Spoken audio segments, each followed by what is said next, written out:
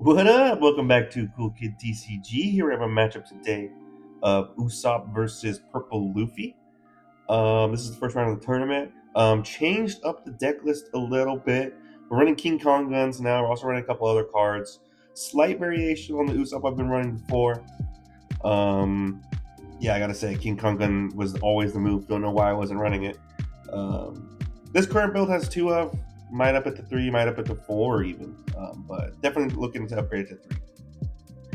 But yeah, playing a purple Luffy. It's a deck I know very well. We lost the dice roll. We are going second. But yeah, a matchup I know very well. So yeah, we'll see how this goes. We're gonna mull that hand. Didn't like it, and we're gonna see what we're gonna get right here.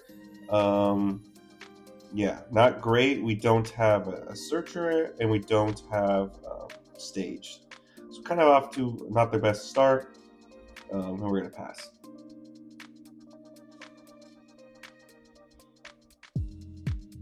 He goes to his 3 Dawn turn. I think the ideal curve for him would be to swing 5 to life. We're gonna take.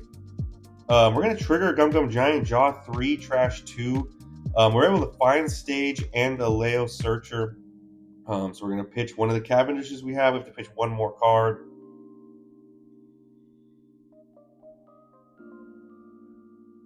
Thinking on what to pitch. Kind of like our hand. We could get rid of a Cavendish. We pitch 2 Cavendishes. And then he's going to leader effect, ramp to 4. And I'm thinking he's going to play Zorojuro here. But he plays a Lost Searcher, search top 4 for a Straw Hat or a Heart Pirate with a cost of 2 or higher. He's going to grab the Zorojuro. So kind of great for us. He's a little bit behind the curve. He didn't have the Zorojuro. And then he passes 3 Dawn standing. So we're going to tap 1 for stage. Then we're going to tap 1 for Leo. Rest stage, search top 5 for Dressrosa. Grab 2 and then pitch 2. So we're going to grab Cavendish and Rebecca. Put the other ones on the bottom. The reason I'm grabbing this is I still want to continue searching for pieces. Now, granted, the Rebecca can't search Rebecca. I really wish I had a Rebecca in hand. So we're going to top 3. We can grab any of these targets. The rest go into the trash. But what we're doing is we're filling up our trash for King Kong gun. We're going to grab the Adeo blocker. And then we're going to swing 6 life.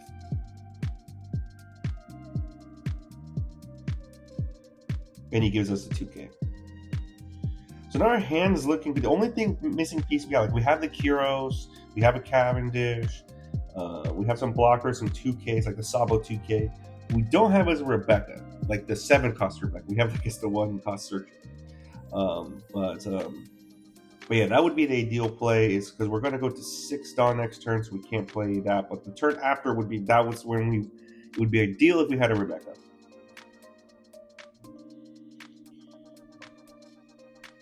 He's currently at 6 Dawn. He could ramp to 7. The ideal curve for him would probably be ramp to 7, play Luffy Taro into. We know he has a Zorojuro, so he's ramping now. He ramps to 7. He could Luffy Taro into Zorojuro. He could also Songoro. That would be the ideal curve for him.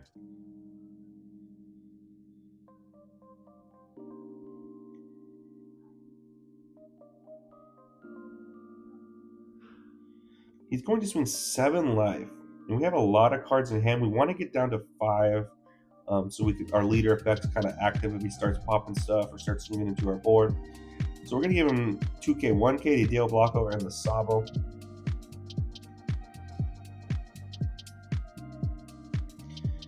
Then he taps 4 for a Hitokiro Kamazo and passes with 1 Dawn standing. Now this Kamazo is live because like pretty much anytime he's going to return Dawn now, he's going to pop one of those Leos or those Rebeccas. You could also, actually, you won't be able to pop a Adeo blocker because it'll be a 3 cost. But yeah, just a card like so. The idea here is we're going to swing 7 life, and then we have 4 standing. We can play the Cavendish and just establish it. We can play the Frankie. But we have the Zoro here. I like the idea of playing the Zoro. Granted, like it might be better to save that Zoro. If I had a Rebecca in hand, maybe I save it. But anyways, we play the Zoro, we pop a 4 cost if we rest our stage, and then we mill the top 2. So our trash is filling up. King Kong gun is probably going to be close to active now. I'm going to count our cards. I think we got close right to like 10-ish. But yeah, we don't have a Rebecca. If I had a Rebecca, maybe I keep it just in case he plays like this Luffy Taro and the Zoro Juro. We could pop that. But here comes the Luffy Taro down. He's going to tap 7, turn it on, and he gets to play a Straw Hat that costs 5 or less. And he's going to play down the Songbar. So good call on us playing the Zoro down because we wouldn't have been able to pop anything. Good idea to pop that he took here. Come on, so we're going to take this 7k swing, and he passes. So now we are at 8 Dawn. We still don't have a Rebecca, but we do have a Kyros. So I think the idea here is we're going to swing. We can swing 7 Zoro, 5 life, and then play the Kyros and bounce that Songro back to his hand. So yeah, swing 7 life. Either get a 2k, 1k out of hand, or he takes a life.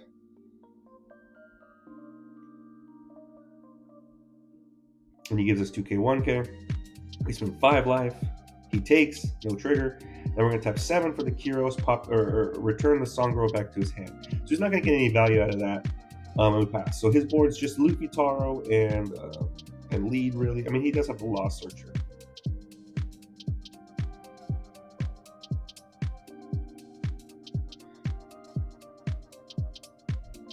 We're starting to feel like in a good spot. We've established the Kyros. We have the Zoro Juro. We only need to worry about that Luffy Taro. He swings 8 into the 6. And I'm going to counter out here because I want to be able to keep leader ability live.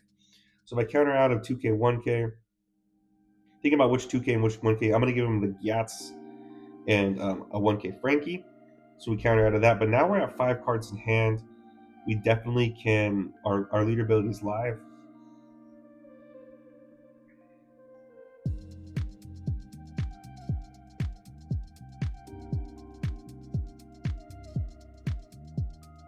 Looks like we have about 12 cards in trash. He swings 6 in the Zorger, and I could give a 1k Frankie counter. I probably should. But I'm thinking I just want to draw a card. I want to look for a Rebecca. That's where I want to look for pieces. We draw into the 7-cost Luffy that can restand itself.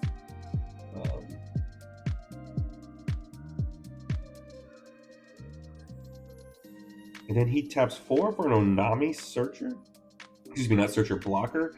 And he can pitch a card if he's at 8 Dawn or higher, which he is, to draw 2. So he's going to do that. Pitches a Luffy Taro, draws 2. And then now he's going to tap 5 for a Chopper Blocker. Or Chopper. Not a card I see. An interesting card I've thought about running in my purple Luffy build. But that card, I believe it's 5/6 with counter. And you can return a Dawn at the end of the turn to restand it and make it a blocker, which he does. So we're going to tap 1 for a Leo Searcher. Search top 5. We can grab 2. And this is the perfect search because we can grab a Rebecca and a Kyros. This is going to set up a really strong play where we're going to be able to bounce some stuff. So I pitched the Cavendish. Now it's just a matter of how I want to go about. I think I'm going to make some slight mistakes here in retrospect, but I don't think they were wrong. I'm going to swing 9 life. I really want to put some pressure on him. Maybe this one should go into the Luffy Taro. He doesn't have any standing Dawn.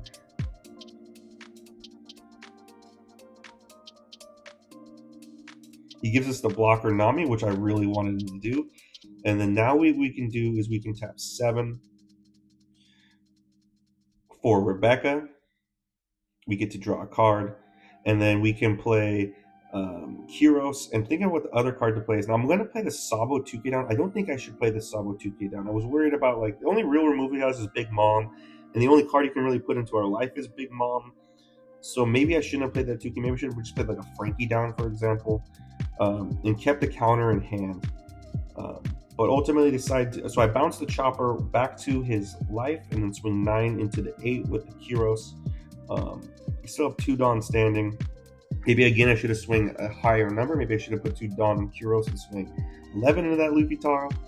But I was thinking tap 2, let's play the blocker. And I feel like I'm in a super strong position here. My board's absolutely stacked. He's at 1 life. I have a blocker. I have 3 cards in hand. Granted, it's only 2 1Ks.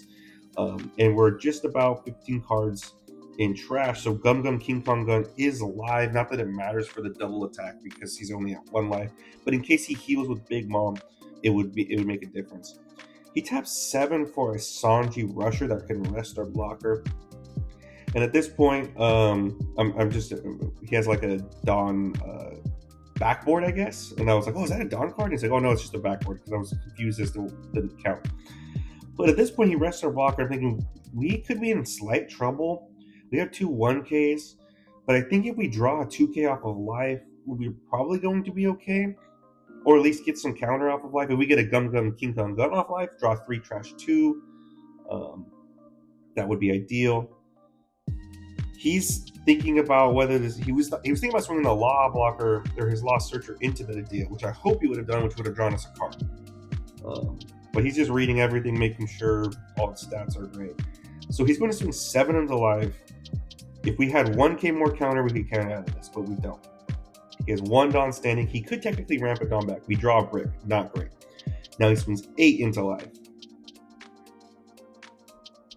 And we draw another brick. So at this point, we're cooked. If he swings the 8 life, we're dead. If he ramps or swings 9 life, we're dead. It's just really disappointing that we draw those 2 bricks off life, but that's how it goes. At this point, he's literally saying, wow, he took those so fast. Like he's trying. He literally said, I think he's trying to bait me or something along those lines. He goes and swings 8 into life and he's got it. So he didn't even need to ramp the extra Dawn. So this is a game that I think. First off, it's just unfortunate that we got those 2 lives for bricks. But that's how it goes sometimes. You can't really fault. This deck runs a lot of bricks. I think, like, looking back on it, that last turn, it's kind of tough to. I felt like I was in a super strong spot. Maybe the ideal blocker was not the move. Maybe it was swinging an extra, swinging more into the Luffy Taro to get cards out of hand and leaving him at 2 life, but clearing his board. Also playing down the Sabo. I could have played a Frankie down instead. If I play the Frankie down instead of the Sabo, granted, it's going to be arrested Frankie, but I have the 2K Sabo in hand. I think the Sabo is a really strong card to play, but maybe not in this matchup, because, again, my ideal was thinking about, if he Big Mom, then I'm going to be okay. But if he Big Moms a card into my life, like, that's not a problem. He can't, like, he's going to, it would be like the Frankie or the Sabo in this instance. Like, it's going to be a card that, like, doesn't really make too much of a difference. It's not going to be one of the Kiroses, which is what I would need. So again, I think I made some slight mistakes in that last turn, but I was in a strong spot, so it's kind of tough to say. But yeah, the last turn definitely could have probably been slightly better. And then we kind of got punished by unluckiness. But that's how it goes sometimes. So credit to my opponent. He went for game and he got it. Sometimes you got to put the pressure on. But thanks for tuning in. Let me know in the comments anything else I could have done differently. Appreciate you guys and see you next time.